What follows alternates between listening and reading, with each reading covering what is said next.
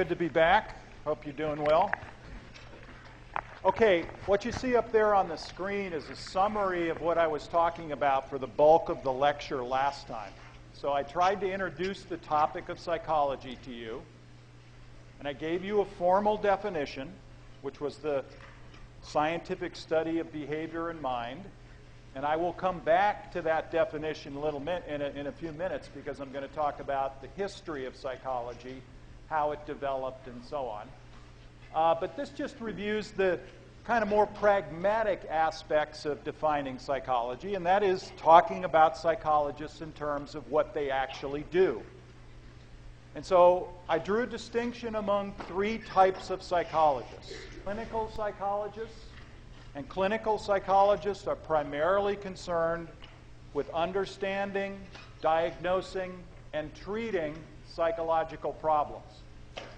So they will work often in clinics, they'll have private practice, and they will sometimes work in academic settings as well. For instance, we have several clinical psychologists on our faculty here at Purdue University. Applied psychologists are interested primarily in taking the psychological principles that have been uncovered in the laboratory and applying them to real-world situations. So we talked about industrial organizational psychologists, we talked about human factor psychologists, I talked about telephone numbers, traffic lights, stoves and doors and so on. There are lots of areas that psychologists work in applied settings that you probably didn't know they actually did that kind of thing. They might be hired in private industry, they might work in schools, and so on. And then finally, I finished by briefly introducing the concept of a research psychologist. And research psychologists primarily work in academic settings, although they can also be involved in basic research in private industry. And they're interested in uncovering the basic principles of behavior and mind. And we can often differentiate among types of research psychologists depending on their areas of interest. So we talked about developmental psychologists, neuroscientists, cognitive psychologists, social psychologists, and so on. Now, so these are the three major types of psychologists, but I want you to understand that this distinction here is a little bit artificial because certainly a clinical psychologist could be heavily invested in research. They could be working in applied settings. Research psychologists often do consulting.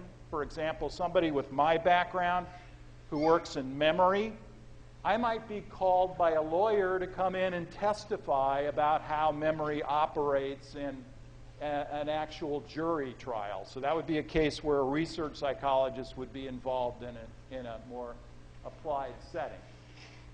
Okay, let's now talk a little bit about the history of psychology and where it came from and where it is today.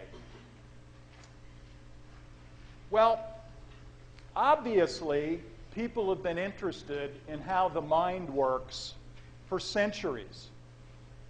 And the Egyptians talked about what was going on inside the mind. Certainly Plato did, and Aristotle, and may have read a little bit about Descartes in the first chapter of the book. But these were primarily philosophers. So philosophers were concerned with kind of deducing or inferring the characteristics of mind through primarily sitting in an armchair and thinking about it. So Descartes, for instance, did work initially in terms of whether there was a split between the body and the mind. And he did some of the first experiments on the body, reflexes and things like that. But he was convinced primarily that the mind or the soul was something separate from the body.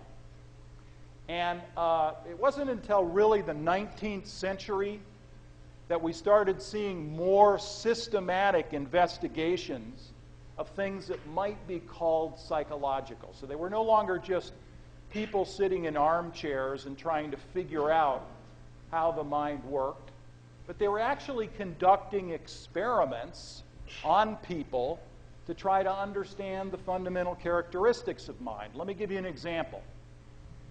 In the 19th century, there were some very famous physiologists, Helmholtz, Fechner, Weber, who were doing experiments on things like nerve transduction and basic perception.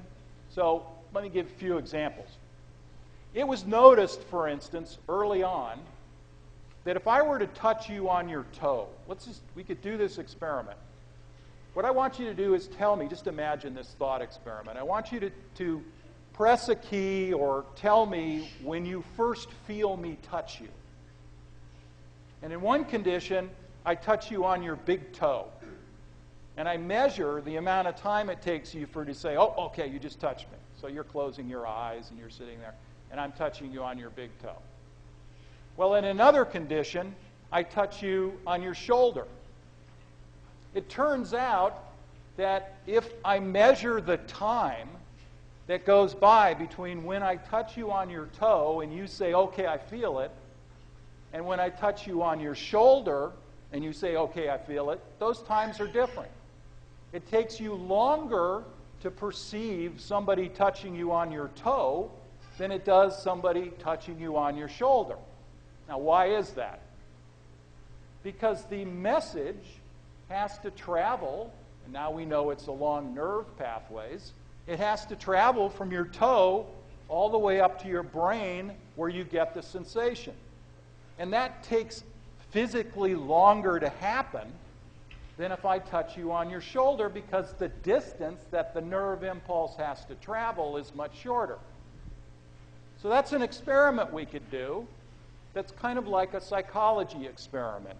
And those experiments were done, and it was discovered you could actually measure how quickly information travels throughout the body. So that kind of stuff was going on in the 18th and 19th centuries.